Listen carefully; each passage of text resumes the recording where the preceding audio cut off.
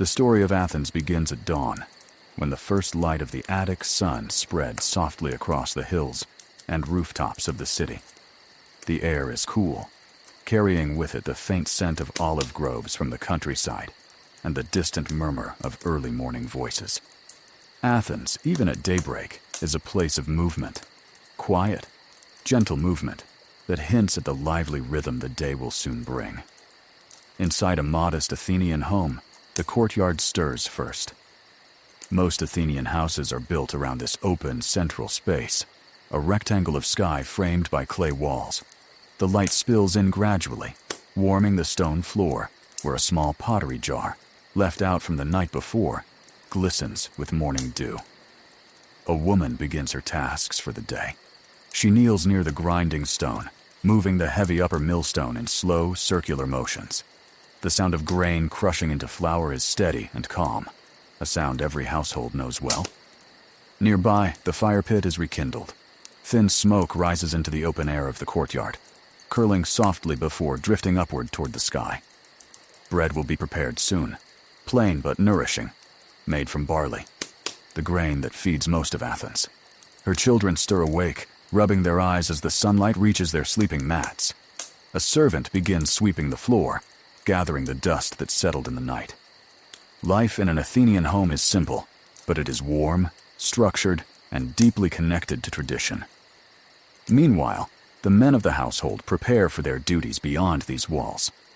One wraps his cloak, a hymation, gracefully across his shoulder, adjusting its folds so it sits neatly. He steps into the courtyard, greets his family briefly, and then heads toward the street. The streets of Athens are narrow, winding between houses built close together.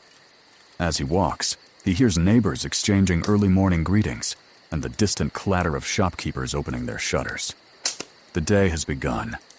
He walks with ease toward the agora, the center of Athenian life, where the city breathes, speaks, and thinks. As he approaches, the sound grows louder.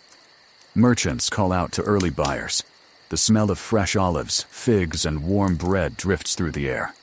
Artisans display their pottery, shining bronze tools, and woven fabrics. Fishermen, having returned at dawn, arrange their catch on wooden tables still wet with seawater. But the Athenian agora is more than a marketplace. It is the place where democracy lives. Citizens gather in small groups, their voices low but animated, as they discuss new proposals, public decisions, or the latest philosophical ideas.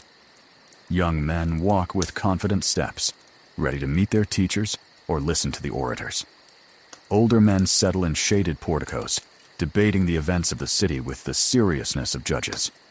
Here, thought itself seems to fill the air. A philosopher pauses under a colonnade, surrounded by a circle of attentive youths. He speaks slowly, holding a small pebble in his hand, as he illustrates a point about the nature of virtue. Not far away, a sculptor shapes stone with gentle, rhythmic taps, adding the finishing touches to a statue commissioned by a wealthy citizen.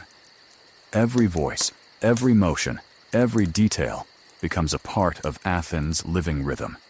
As the sun rises higher, the city becomes brighter, not only in light, but in movement, sound, and purpose. This is a city where daily life blends naturally with intellectual pursuit and civic duty. A city where the ordinary becomes extraordinary, simply because it unfolds in Athens, the heart of philosophy, art, and the world's first great democracy. And while the day continues to grow, so too does the life of the polis, a constant, steady heartbeat echoing through its stone streets, its open courtyards, and the minds of its citizens. As the mid-morning sun climbs higher over Athens, the city begins to glow with a warm, honey-colored light. Shadows shrink against the marble columns, and the agora fills more densely with people from every corner of Attica. Farmers from distant villages arrive with baskets of vegetables and jars of honey. Shepherds lead small flocks of goats through the outskirts of the market, their bells ringing softly. The noise grows, yet it never feels chaotic. It feels alive, like the natural pulse of a great and restless mind. A row of metalworkers continues hammering bronze in steady rhythms. The ringing of metal carries through the air, sharp but almost musical, echoing between the stoa pillars. Potters turn their wheels with practiced ease, shaping wet clay into amphorae and kylikes that will later be painted with scenes of heroes, gods, and everyday life. Nearby, scribes sit beneath shaded cloth canopies, offering to write letters for those who cannot compose them themselves. Their reed pens scratch softly over papyrus, blending into the ambient noise of the marketplace. Among the crowds walk the medics, resident foreigners who live and work in Athens. Some are merchants from Ionia, speaking with accents shaped by the sea. Others are craftsmen from distant cities, drawn to Athens by its opportunities and its legendary reputation. They cannot vote, but they fill the city with diverse skills, colors, fabrics, and ideas. Their presence is a reminder that Athens, even in its proudest days of democracy, has always been a crossroads of cultures. A group of young boys passes through the agora, walking swiftly behind their pedagogos, the enslaved tutor responsible for guiding them safely to their lessons. Their cloaks flutter behind them as they hurry toward the school of a respected writing master. Today, they will practice copying lines of poetry, learning the meter and voice of Homer. Education here is not a privilege, it is a path into citizenship. To speak clearly, to reason logically, to understand music and physical discipline, these are essential qualities of the future Athenian citizen. Meanwhile, at the edge of the agora, the law courts prepare for another day of public trials. Men gather in small groups, carrying wooden tablets, inscribed with witnesses and arguments. Their faces are serious, their voices hushed. In Athens, justice is not delivered by a king or a small council. It is carried out by juries of citizens, sometimes hundreds of them, chosen by lot. Here, the people do not simply obey the laws, they embody them. As the morning deepens, the sun grows stronger, reflecting off the white stone, with a brightness that makes the air shimmer. Merchants raise cloth awnings to shield their goods from the heat. The smell of roasted barley cakes and grilled fish drifts from small food stalls, tempting passers-by. Across the agora, a man pauses to buy a small wreath of flowers from a woman seated on a low stool. She arranges petals with gentle hands, weaving them into delicate rings used for offerings at family shrines. Her presence is quiet, unassuming, but essential. She connects the bustling world of the agora with the spiritual traditions that permeate every Athenian household. Further uphill, beyond the noise of commerce and debate, the Acropolis stands proud and serene. The temples gleam under the sunlight, their columns rising like guardians of the city. Even from the agora, one feels their presence, a silent reminder that daily life in Athens always exists under the watchful eyes of its gods. Back on the streets below, the rhythm of the day continues. Messenger boys weave through the crowds, their feet moving lightly over the dusty ground. Dogs roam lazily along the edges of the market, hoping for scraps. A musician plays softly on a lyre, his notes drifting upward, caught by the warm wind that sweeps across the city. The agora is more than a marketplace. It is a stage, a school, a court, a meeting ground, and a thinking place. Here, the heartbeat of Athens is clearest. To stand in the agora is to stand at the center of ancient life. A life guided by conversation, community, and the constant exchange of ideas. As the sun reaches its highest point and the heat settles over the city like a blanket, the crowds begin to thin. People return to their homes, workshops, or schools. The intense brightness of midday drives many into shade, seeking the coolness of stone walls and quiet courtyards. Athens slows just for a moment, before the afternoon brings new purpose and new movements. But even in this brief pause, the city feels alive, breathing, thinking, waiting. Midday settles over Athens like a soft, shimmering veil. The sun stands high above the city, turning white stone into pale gold and casting sharp, geometric shadows across the streets. For a brief hour, the noise of the agora quiets, Footsteps fade, the calls of merchants soften, and a warm stillness spreads through the air. The Athenians retreat, each into their own corner of the polis, seeking shade and rest as the heat reaches its peak. Inside an Athenian home, the courtyard becomes the heart of the midday pause. The air here is cooler, softened by the shadows cast from canvas awnings stretched overhead. A small clay fountain trickles gently, its sound echoing softly against the walls. The scent of freshly baked barley bread lingers from the morning's work. A woman kneels beside a tall loom, her fingers moving with practiced grace as she continues the weaving she began earlier. The loom rises above her like a wooden doorway, threads stretched tightly in vertical lines, waiting to be transformed into cloth. The rhythmic passing of the shuttle creates a soft, steady beat, a quiet song of daily labor. Nearby, a young girl shells peas into a clay bowl, humming the melody of a festival song she heard in the agora. A servant fans the fire in the small kitchen area, where a pot of vegetables simmers slowly. Lunch in Athens is simple, perhaps olives, onions, bread dipped in oil, a handful of figs, and a bit of cheese if the household can afford it. Fish might be added on good days. Meat is rare, saved for festivals or special occasions. Men return home briefly to rest and refresh themselves. The doorway curtain stirs, and the head of the household steps into the shaded courtyard, wiping the heat and dust from his brow. He loosens his cloak and accepts a cup of diluted wine. Crossi mixed with water, the typical midday drink that cools without clouding the mind. The family gathers around a low wooden table. There is no rush.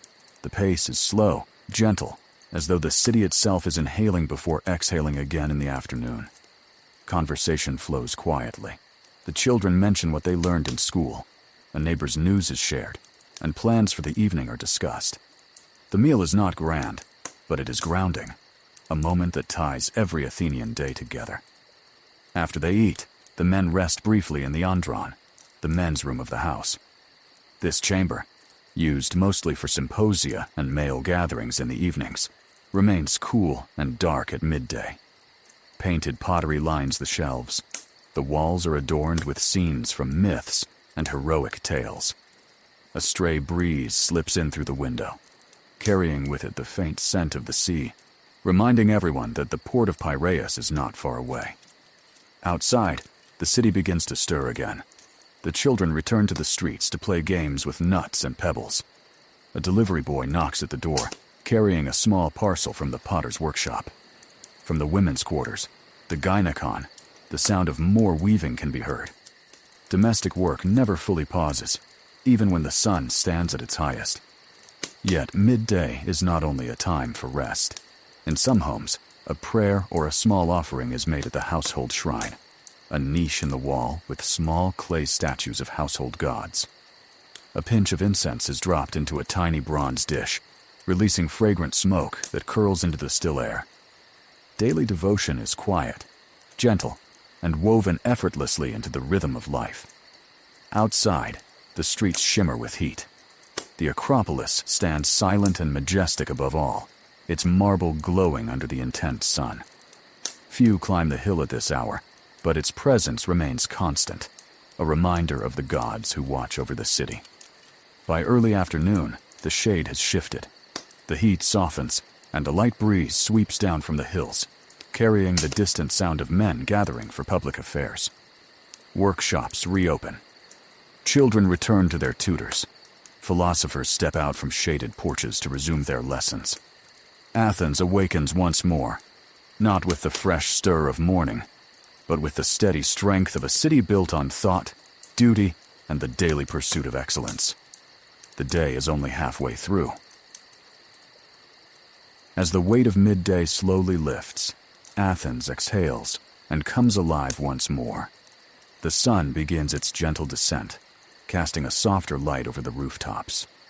A breeze moves through the narrow streets, carrying with it the distant sounds of reopening workshops and young voices returning to lessons. It is the hour when the city's craftsmen return to their tools, and the deeper heartbeat of Athenian daily life begins to sound again. In a potter's workshop near the outskirts of the agora, a craftsman settles onto his low stool. The air is warm, filled with the earthy scent of clay. He wets his hands, places a lump of clay onto the wheel, and begins to turn it with slow, steady spins.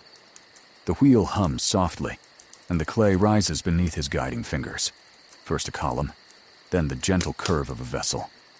A potter in Athens does not merely make containers. He creates amphorae for wine, jars for oil, cups for symposia, each piece a blend of function and artistry. His apprentice watches nearby, eyes bright with focus, trying to memorize the movements. The potter will later paint these vessels with scenes from myth: Heracles wrestling the Nemean lion, Theseus facing the Minotaur, Athena rising in armor. In time, his work may travel across the sea, carried by merchants to distant islands. Athenian craftsmanship has a reputation that extends far beyond the city walls. A few streets away, in a metalworker's shop, the ringing of bronze resumes. The craftsman heats metal in a small, roaring furnace, the glow of the flames reflecting in his eyes. Then, with rhythmic precision, he hammers the bronze into shape. A spearhead, a decorative pin, or perhaps a small figurine for a household shrine. Each strike echoes through the neighborhood, blending with the voices of children reciting their lessons and with the distant hum of the agora. As the afternoon progresses, the philosophers return to the shaded stoas and gymnasia. Under the shelter of wide columned porches, groups of young men gather to study rhetoric, ethics, mathematics, and physical discipline. A teacher traces geometric figures in the dust with a stick as his students listen, heads tilted thoughtfully.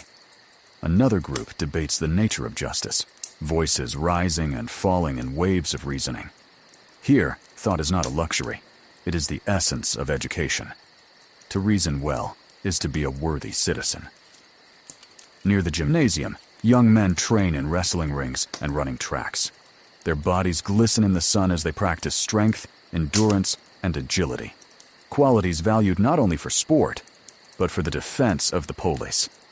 A trainer shouts instructions, correcting posture and form.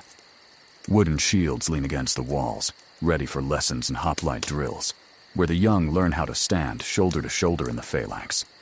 While the men of Athens pursue education, training, and public life, the women continue their roles within the home. Inside the gynaikon, weaving remains the central craft. The tall loom stands like a silent guardian, its framework filled with threads and soft shades of cream and red. Weaving is more than labor. It is the production of clothing, blankets, and ceremonial fabrics essential to the household. The weaver's hands move with quiet skill, bringing order to the threads, just as she brings order to the daily rhythms of the home. Slaves move quietly through the house, performing tasks that keep the household functioning smoothly. Some gather water from a nearby fountain, balancing jars carefully as they return through the busy streets. Others grind grain, prepare meals, or assist in childcare. Theirs is a life with little freedom, yet their presence is woven deeply into the domestic and economic fabric of Athens. They are not invisible, but their stories often remain unspoken. Back in the wider city, the air begins to fill with anticipation. The Theater of Dionysus, built at the foot of the Acropolis, prepares for future performances. Though not every day hosts a play, the theater is always present in the minds of the Athenians, a place where stories, emotions, and civic identity merge. Actors rehearse lines in distant courtyards, their voices rising in dramatic rhythm, reciting tales of triumph, tragedy, and the wills of the gods. For the Athenians, theater is not entertainment alone. It is education, reflection, and a mirror of the human soul. At the edges of the city, religious life continues as naturally as breath. A woman places a small offering of honey cakes at a roadside shrine dedicated to Hecate. Farmers returning from the fields stop at a temple to leave a sprig of fresh herbs. Such gestures are quiet, personal, woven seamlessly into daily movement. For Athenians, the presence of the divine is everywhere, in the marketplace, in the home, in the hills, and in the sky. As the afternoon slowly stretches toward evening, Athens glows under the descending sun. Long shadows once again touch the cobblestone streets. Homes prepare for the soft light of oil lamps, and the city's pulse softens to a steady rhythm, thoughtful, purposeful, and full of quiet beauty. The day is winding down, but its story is far from over. As the sun dips lower toward the horizon, Athens shifts once more. The sharp brightness of the afternoon melts into warm, amber tones that wash over the rooftops and temple columns. The heat fades, replaced by a gentle coolness that settles like a soft cloak over the city. Evening in Athens is a time of transition, from work to rest, from public life to private reflection. On the quiet streets, the shadows grow long. Children finish their games and return home, their laughter fading into the soft echo of distant footsteps. Craftsmen close their workshops one by one, hanging wooden shutters and securing tools until the next morning. The sounds of the agora quiet as merchants pack away their goods. Only a few stalls remain open, fruit sellers hoping for last-minute buyers, fishermen offering their final catch of the day. Inside the homes, preparations begin for the evening meal. In many households, a servant lights the oil lamps first, lifting the wick with a bronze hook and watching the flame flicker to life. The warm glow paints the clay walls in shades of gold, illuminating pottery, woven baskets, and simple wooden furniture. Dinner is modest, yet comforting. A family gathers around a low table set in the courtyard or the kitchen area. The meal may include lentils with herbs, olives, bread dipped in fragrant oil, perhaps a bit of grilled fish, and figs or grapes for dessert. Wine, once again mixed with water, is poured in small cups. Voices remain calm, unhurried. Evening is a time for recounting the day's events, sharing small joys, and planning tomorrow's duties. After eating, some men prepare to attend a symposium, a social gathering held in the andron, the men's room of the house. The andron is arranged with couches placed around the walls, with small tables for cups and craters of wine. The host welcomes his guests politely, offering garlands of leaves and fragrant oil for their wrists. Slaves circulate quietly, pouring wine and serving small snacks. The symposium is more than drinking. It is conversation, music, and philosophy woven together. Guests discuss poetry, politics, or the nature of virtue. They recite lines from Homer, challenge each other in wordplay, or listen to a lyre's gentle melody. Laughter mingles with calm, thoughtful dialogue. In these gatherings, friendships deepen, ideas collide, and the heart of Athenian intellectual life beats strongly. But not every evening involves such formal gatherings.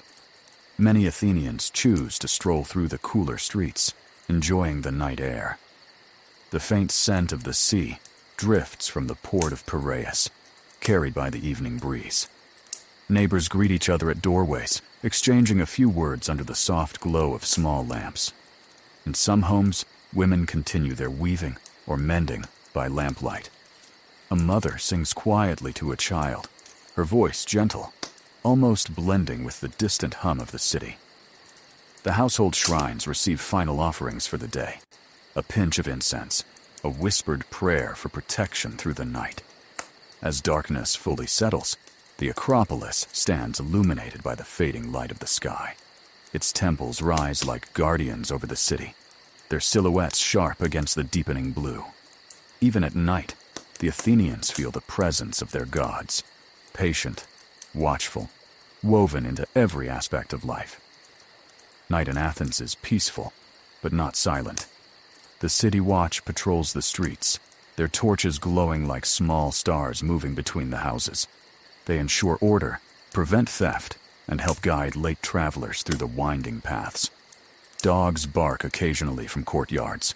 A lyre's faint notes escape from a distant home. The echoes of a final debate drift from a symposium just ending. Above it all, the sky stretches clear and vast. The stars shine brightly over Attica, unclouded by smoke or artificial light. The Athenians know these constellations well. The stories of Orion, Andromeda, and the Pleiades are taught from childhood. Under this ancient sky, time feels slower, deeper, almost sacred. As the city gradually grows quieter, homes settle into rest. Oil lamps burn low, their flames dancing softly before shrinking into darkness. The last voices fade, footsteps grow sparse. Athens drifts into sleep, resting beneath the watchful eyes of the gods and the eternal glow of the stars. A new day waits beyond the horizon. But for now, the city breathes in silence, calm, serene, and timeless.